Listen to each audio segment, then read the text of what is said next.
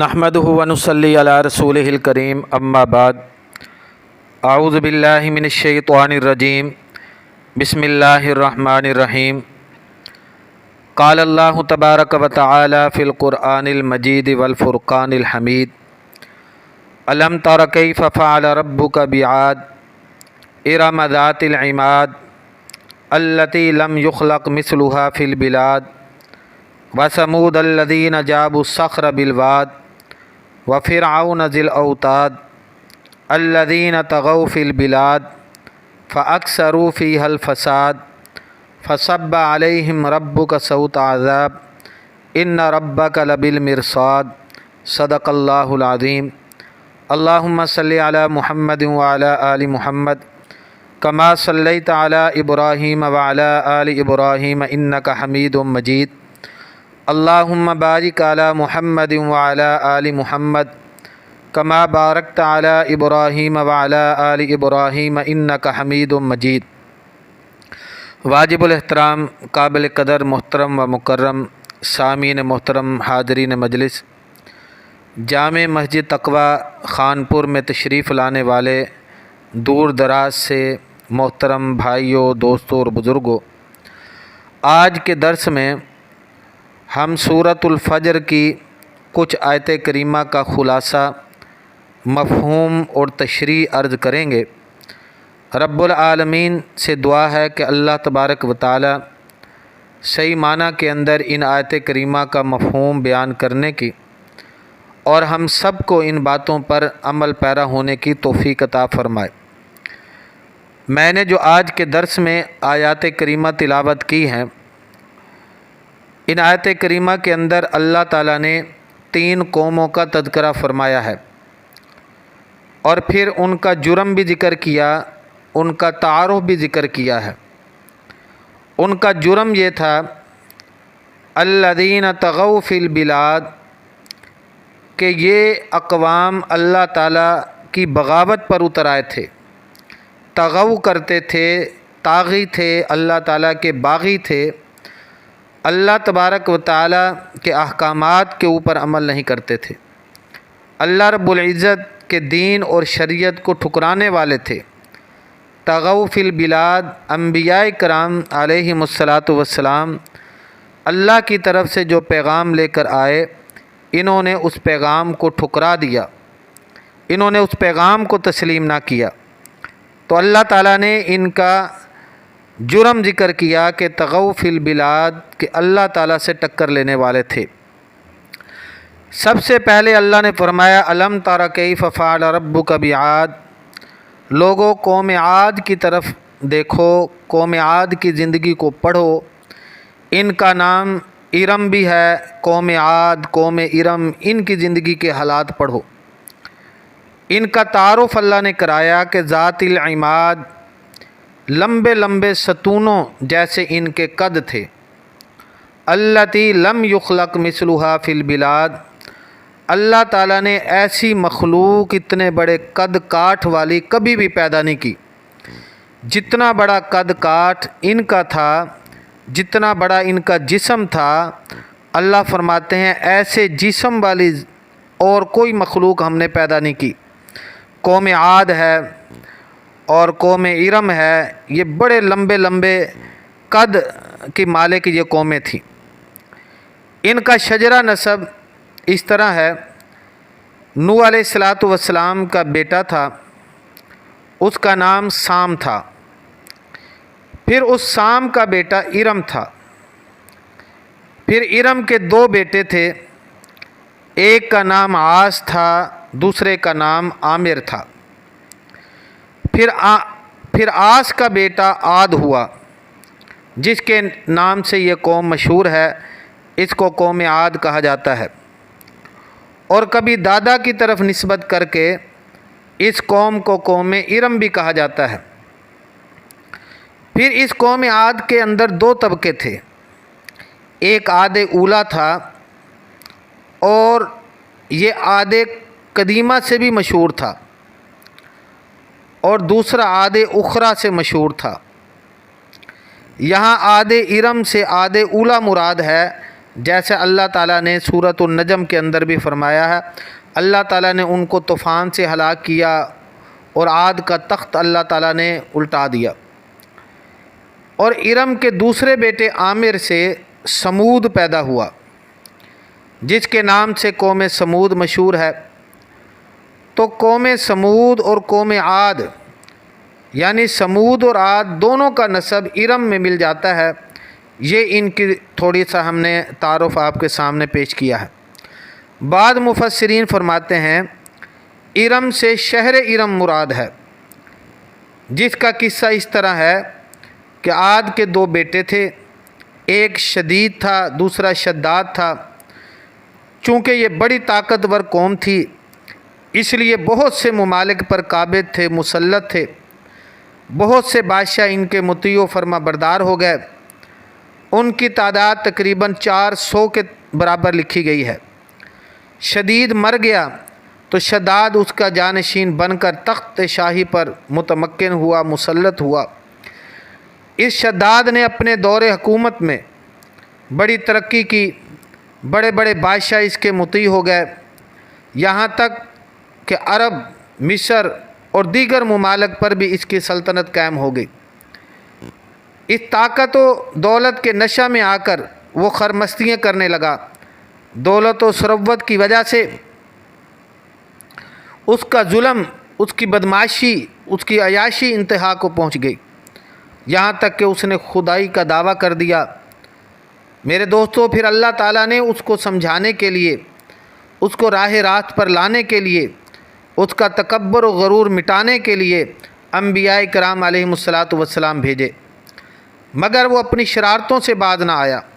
اسی شداد نے جب جنت کا ذکر سنا تو کہنے لگا یہ کون سی مشکل بات ہے، ہم بھی یہاں دنیا میں ایک جنت تیار کر لیتے ہیں، میں بھی بنا لیتا ہوں ایسی جنت۔ چنانچہ اس نے یمن کے بعد جنگلوں میں ایک شہر بنایا، اس کا نام ارم رکھا، اور یہ شہر 300 سال تک تیار ہوتا رہا۔ 3 صدیوں تک اس کی تعمیر و ترقی کے کام ہوتے رہے۔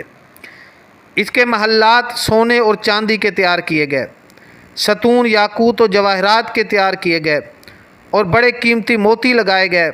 اس میں ہر قسم کے باغات بنائے گئے، پھول لگائے گئے، نہریں تیار کی گئیں، گویا یہ شہر اپنی نظیر آب تھا۔ مقصد یہ تھا لوگ آخرت کی جنت کو بھول جائیں، آخرت کی جنت کے بدلے یہی دنیا کی جنت اختیار کر لیں۔ میرے دوستو، جب یہ شہر مکمل ہو گیا تو شداد نے اپنے دیگر ارکان اور کابینہ کے ساتھ اس میں جانے کا ارادہ کیا۔ اس کی افتتاحی تقریب تھی۔ جب اپنے محل کے قریب پہنچا تو اللہ رب العالمین کی طرف سے آسمان سے بجلی کی کڑک نازل ہوئی۔ اللہ تعالیٰ نے ان تمام کو ہلاک کر دیا۔ وہ محلات بھی ہلاک ہو گئے، شداد بھی ہلاک ہو گیا، سارے کابینہ کے لوگ، سارے وزراء اس بجلی کی کڑک کی وجہ سے اللہ تعالیٰ نے سب کو ہلاک کر دیا۔ کتابوں میں لکھا ہے اس ظالم شداد کی عمر 900 سال تھی۔ اللہ تعالیٰ نے فرمایا یہ جو قوم عاد ہے، قوم ارم ہے، ذات العماد، قوم عاد ارم کی یہ صفت بیان کی گئی کہ وہ ذات العماد تھے، یعنی ستونوں والے۔ ان کی عادت تھی کہ اپنے بزرگوں کی قبروں پر فخر اور یادگاری کے لیے بلند ستون اور مینار بنایا کرتے تھے۔ یہ بھی بات تفسیروں کے اندر لکھا ہے کہ ذات العماد کیوں کہا جاتا ہے کہ وہ اپنے بڑوں کی قبروں پر بلند ستون بنایا کرتے تھے۔ دوسری وجہ تفسیروں میں یہ بھی لکھی ہے کہ ان کی یہ عادت تھی کہ موسم بہار میں گھروں سے نکل کر جنگلوں اور سبزے میں چلے جاتے، وہاں خیمے لگاتے۔ تو عماد سے خیموں کے ستون مراد ہیں کہ بڑی سیر و سیاحت کے وقت تم لمبے لمبے ستون لگاتے تھے، خیمے بنانے والی یہ قوم ہے۔ تیسری وجہ ذات العماد بلند عمارتوں کی طرف اشارہ ہے، کیونکہ یہ قوم بڑے بڑے اونچے اونچے محلات بناتے تھے۔ اور بعض تفسیروں میں یہ لکھا ہے کہ ان کو ذات العماد اس لیے کہا جاتا تھا کہ ان کا طویل القامت اور دراز قد ہونا بیان کیا گیا ہے۔ بعض روایت میں حضرت ابن عباس رضی اللہ تعالی عنہما سے روایت ہے کہ ان کا قد طول 12 ہاتھ منقول ہے، یعنی 6 گز یعنی 18 فٹ تک ان کا قد تھا۔ اور اللہ تعالیٰ نے فرمایا لم یخلق مثلھا فی البلاد، کہ قوم عاد کی طاقت و قوت کو بیان کیا گیا کہ یہ قوم اپنی قوت میں، اپنی طاقت میں، اپنے ڈیل ڈول میں دوسری قوموں سے ممتاز تھی۔ ایسی طویل القامت قوم دنیا میں اس سے پہلے کبھی نہیں پیدا کی گئی۔ تو یہ اللہ رب العالمین نے ان کا قرآن مجید کے اندر تعارف فرمایا، ان کا گناہ بھی ذکر فرمایا کہ یہ وہ قوم ہے جو اللہ تعالیٰ کی بغاوت کرنے پر آئی، اللہ رب العالمین نے ان کو ہلاک کیا۔ وَثَمُودَ الَّذِينَ جَابُوا الصَّخْرَ بِالْوَادِ، دوسری قوم جس کے عذاب کا ذکر کیا گیا وہ سمود ہے۔ ہم نے پچھلے قوم عاد کے تعارف میں اس کا بھی ہم نے تعارف بتا دیا تھا۔ یہ بھی بڑی زبردست قوم تھی، بڑی طاقت والی قوم تھی، اور یہ قوم عرب کے شمالی حصے میں رہتی تھی۔ ہجر سے لے کر وادی قرا تک ان کی بڑی کثیر تعداد میں بستیاں پھیلی ہوئی تھیں۔ ان کی طاقت، ان کی قوت کا اندازہ اس سے لگایا جا سکتا ہے، اتنی قوت والے تھے کہ پہاڑوں کے پتھروں کو تراش کر نہایت مستحکم، زبردست، خوبصورت مکان تیار کر لیا کرتے تھے، نہایت مزے اور شادمانی سے زندگی بسر کرتے تھے۔ مگر ساتھ گناہ کیا تھا؟ بدکاری کرتے تھے۔ گناہ کیا تھا؟ شرک کرتے تھے۔ گناہ کیا تھا؟ بت پرستی بے حد کرتے تھے۔ ان کے پاس اللہ تعالیٰ نے حضرت سیدنا صالح علیہ السلام کو بھیجا ان کی اصلاح کے لیے، تاکہ ان کی اصلاح ہو جائے، ان کے عقیدے درست ہو جائیں اور ان کو ہدایت مل جائے۔ مگر اس قوم نے سرکشی کی، انہوں نے کہا ہم پہاڑوں کے اندر ہیں، کوئی عذاب، کوئی اللہ کی سزا ہمارے تک نہیں آ سکتی۔ ایک بڑی چیخ آئی صبح کے وقت، اللہ تعالیٰ نے سب کو ہلاک کر دیا۔ تیسری قوم وفرعون ذی الاوتاد، تیسری قوم جس کے عذاب کا ذکر کیا گیا وہ قوم فرعون ہے۔ یہ بھی اللہ تعالیٰ کی باغی قوم تھی جس کو اللہ تعالیٰ نے سمندر میں غرق کیا۔ اللہ فرماتے ہیں یہ ذی الاوتاد، فرعون کو ذی الاوتاد کہنے کی بڑی وجوہات تفسیروں کے اندر لکھی ہیں، کیونکہ اب وقت مختصر ہے تو ایک دو وجوہات آپ ذہن میں رکھ لیں کہ ذی الاوتاد، میخوں والی ان کو کیوں کہا گیا۔ ذی الاوتاد سے مضبوط عمارتیں مراد ہیں کہ فرعون کا محل بڑا مضبوط تھا، یا دوسری تفسیر یہ بھی ہے کہ فرعون کو میخوں والا اس لیے کہا گیا، اس کی مستحکم اور پائیدار حکومت کی طرف اشارہ ہے۔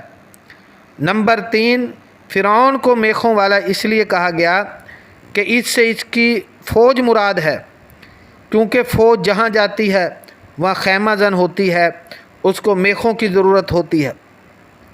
نمبر 4، فرعون ذی الاوتاد، فرعون کے ظلم کی طرف اشارہ ہے، فرعون کے تشدد کی طرف اشارہ ہے، فرعون کی وحشیانہ سزاؤں کی طرف اشارہ ہے۔ جو شخص اس کو خدا نہ مانتا اس کو 4 میخوں سے باندھ کر یا اس کے ہاتھ پاؤں میں 4 میخیں گاڑ کر دھوپ میں لٹکا کر اس پر سانپ چھوڑ دیتا، اس پر بچھو چھوڑ دیتا، یہ سزائیں دیا کرتا تھا۔